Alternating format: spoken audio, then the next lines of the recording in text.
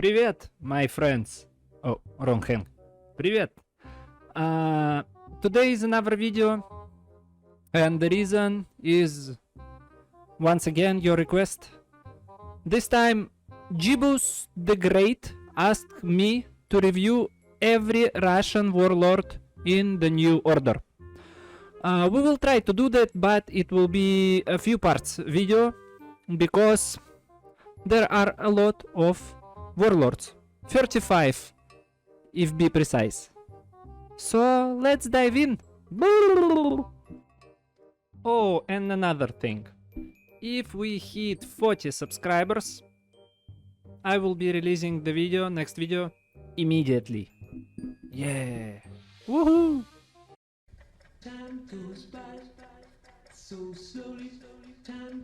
So, the first warlord in line is Onega, or rather, its ruler, Vladimir Kerpisnikov.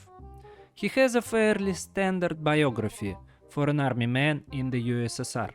In the 1920s, he rose from a private to regiment chief of the staff. And already in 1937, he went to Spain as a military specialist. He would become one of 2,000 citizens of the USSR who took part in the military operations on the side of the Republicans. As a colonel, he participated in the Winter War, and quite successfully. At the final stage of the war, the division under the command of V.V. Kerpisnikov crossed the Viborg Bay and captured the islands of Suoniasardi and Ravansari. Perhaps it was thanks to these actions that when the war with Hitler began, Kerpisnikov led the defense of Leningrad from the Finns. Vladimir failed to cope with this task.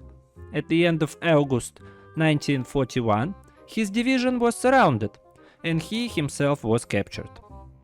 This situation is unique, in that Kerpisnikov was the only general captured by the Finns.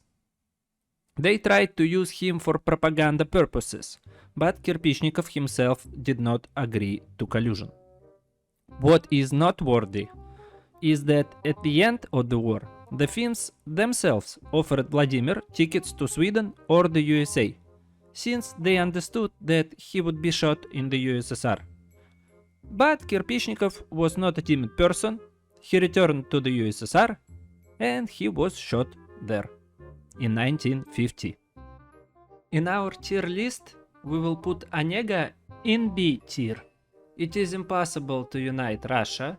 Few people in Russia know about Kerpisnikov, and his biography is as standard as can be.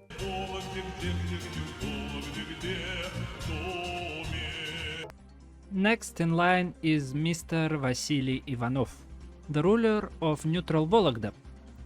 Captain of the Soviet Army Guard, Ivanov went through the Great Patriotic War as a pilot. He participated in the Battle of Kursk, Operation Bagration, and flew even in Germany. During his participation in the war, he flew 164 combat sorties for bombing and aerial reconnaissance. A real hero, to be honest. What personally irritates me a little is that he has nothing to do with Vologda, and this is despite the fact that the Vologda region has a list of 150 heroes of the Soviet Union, which is exactly what are you looking at. It even has Marshal Konev. They didn't bring any content to this country either, so a D tier. Another country without focuses, Gorky, and its leader Ivan Chernikovski, our Soviet Ukrainian Guderian. His early life was very hard. Orphanage at a young age, hard work at factories, lived through the revolution, fought against anti-Bolshevik forces, all of this before the age of 20. In 1932, a denunciation was written on him, but he was saved by Lenin's younger sister, Maria. Ivan's youth and the absence of political affiliations saved him from the repressions of the 30s. At the beginning of the war, Chernikovski defended Novgorod from Hitler's forces, smashing through their lines with his Panzer Corps. In 1942, he was already a major general, at the age of 35. It is insane. In 1944, he was appointed as a commander of the 3rd Belarusian Front.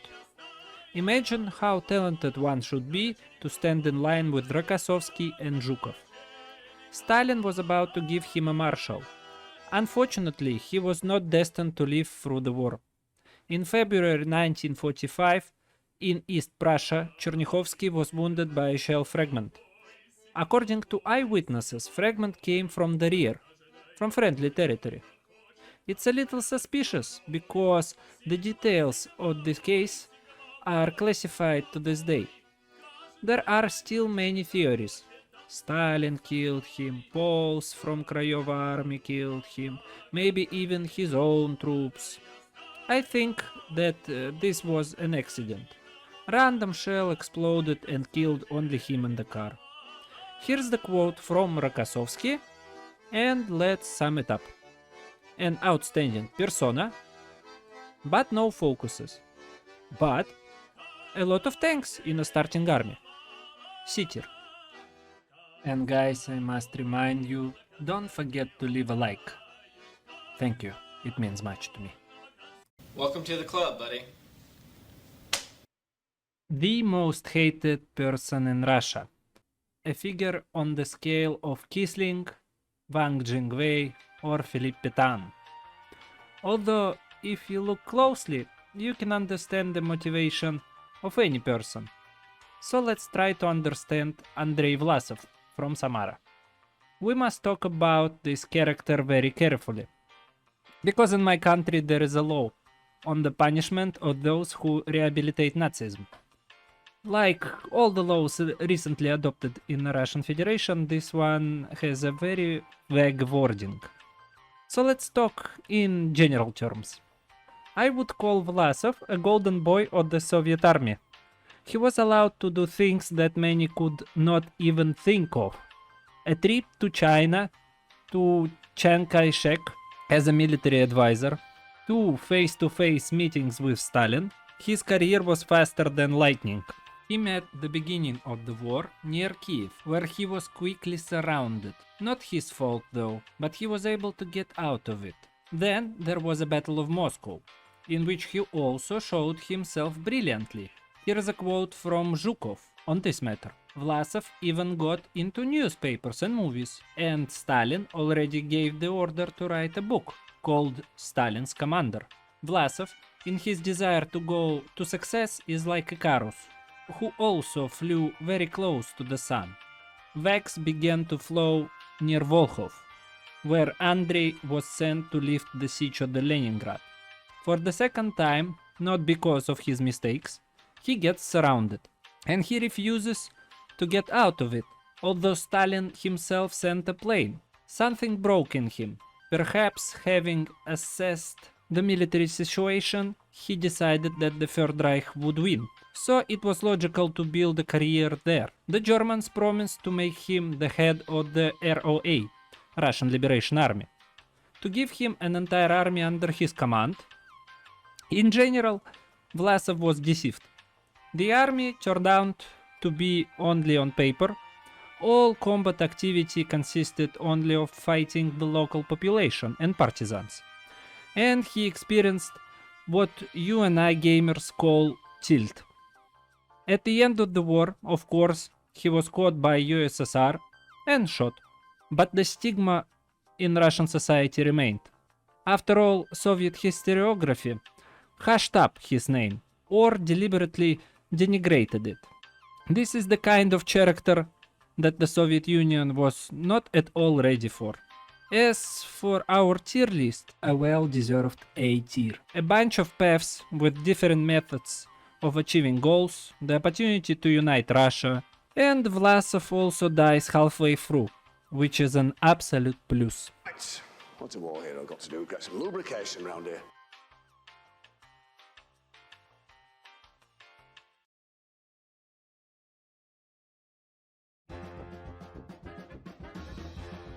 As much as Velasov is hated in our country, Georgy Konstantinovich Zhukov is loved. I had a choice in the Western Russian Revolutionary Front between Zhukov and Tukhachevsky. Tukhachevsky was shot in 1930s. Why should he have lived until the 60s? It's not clear. So let's talk about a person, a myth, a legend, or to be modest, just a marshal of victory. Zhukov, while still a young guy, managed to take part in both the First World War and the Civil War in Russia, on the side of the Bolsheviks. Then, there will be a career growth, and, like Chernikovski, suspicions and denunciations in the 30s. Zhukov did not have any connections, so he simply wrote a letter to Stalin and Voroshilov, and it helped. He became truly famous during the battles for Khalkhin Gol. Well, maybe you remember in Vanilla, Hearts of Iron, in 1939 between the USSR and Japan there is a border war. And it seems like they just shot a little bit and went their separate ways. No, there were almost 100,000 people casualties. It was after this mess that the Japanese abandoned their plan for war with USSR. We should thank Zhukov for that. Then it was he who took Bessarabia from Romania, and by 1941 Georgy Konstantinovich was appointed chief of the general staff. Zhukov, as I understand it, guessed about the approaching war with Germany, because he was slowly preparing the western districts. On June 21st, they were even transferred to combat readiness. The problem is that Stalin was the de facto head of the army, and he did not want to believe that Hitler would attack the USSR. At the beginning of the war, Zhukov had very big problems. In a couple of summer months, the Central Front in Russia ceased to exist. A little more and Zhukov would have been shot. But he was transferred to Smolensk. There, he organized several successful counterattacks. And these were the first counterattacks since the beginning of the war. Actually, I heard from the people of Smolensk that Zhukov attacked empty positions. The Germans retreated, but Georgy had to show the leadership that he was not a loser. But these are only rumors. Even if they are true, then Zhukov proved that he knows how to fight. I will simply name a couple of operations that Zhukov developed and carried out. Naturally, he did not develop them alone. The Battle of Moscow, the Battle of Stalingrad, and the encirclement of Paulus' army. The lifting of siege of Leningrad, the Battle of Kursk, and everything that happened after it. He accepted Germany's capitulation and held the first parade on Red Square. Yes, he had to learn on the go. Yes, in the first stages of the war he certainly overwhelmed the Germans with Russian bodies. For example, you can Google Rzhev meat grinder. This does not change the fact that this man, along with Rokossovsky, Vasilevsky, Konev, Chernikovski and Vatutin, won war for us. This is why Zhukov's problem began after the war. First, Stalin is jealous and afraid. He fires him and transfers him to the Urals. Then Khrushchev fires him altogether. And only during Brezhnev's time, Georgy Konstantinovich is brought back from disgrace. Films are made, monuments are erected, and at the ceremonial meeting in the Kremlin Palace, the ovation in his honor lasted for half an hour straight. People stood and clapped for half an hour. This is life. As for our tier list, an absolute A tier. A choice between two commanders, not the easiest starting position, opportunity to unite Russia, just a blast. I sincerely thank you for watching this video. We will see each other in a part 2. Subscribe, like, and have a good life.